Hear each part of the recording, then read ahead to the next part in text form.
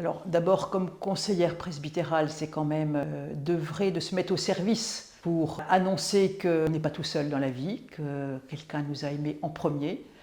et qu'il y a plus grand que soi et que quelles que soient les décisions ou les fonctions qu'on occupe, ben, c'est un appel ou c'est répondre à quelqu'un de plus grand qui nous fait signe.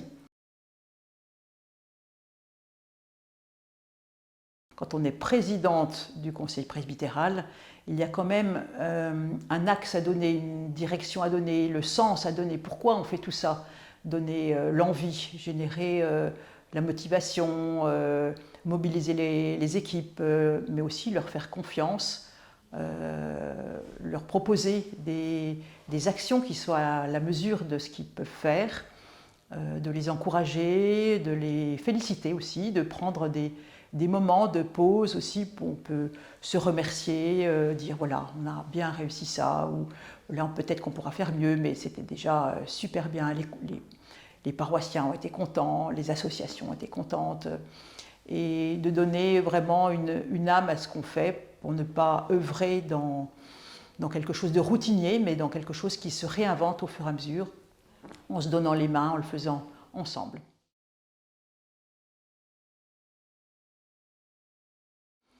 Alors à Agnières-Bois-Colombes, 4 associations forment un ensemble en 2 lieux, donc la Maison des Jeunes et le Centre 72, avec 4 associations qui se combinent, qui se complètent, l'association cultuelle, l'entraide, le Centre 72 et la Maison des Jeunes, pour, sous différentes manières, chacun dans son axe, annoncer que Dieu nous accompagne, que Jésus est là, que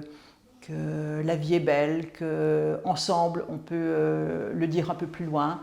qu'ensemble on peut essayer de s'ouvrir à des personnes qui sont juste de passage, mais déjà bien les accueillir, leur proposer une aventure ensemble, juste un moment, une conférence, un dîner, une fête de la soupe, un repas partagé. Et juste prendre le temps, ce temps de convivialité pour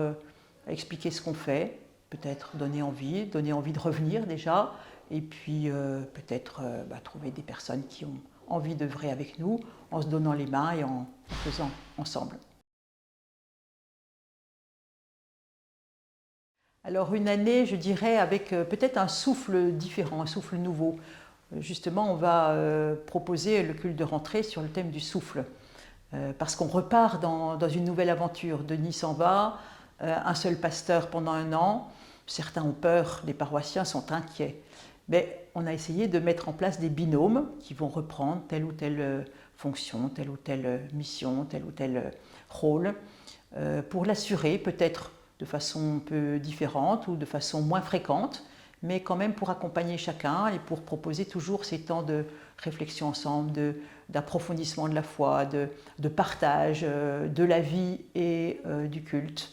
dans quelque chose d'harmonieux où on va s'adapter et inventer ensemble. Finalement, on va inventer et c'est génial de pouvoir inventer quelque chose qui ne soit pas routinier, donc ça va être une belle aventure.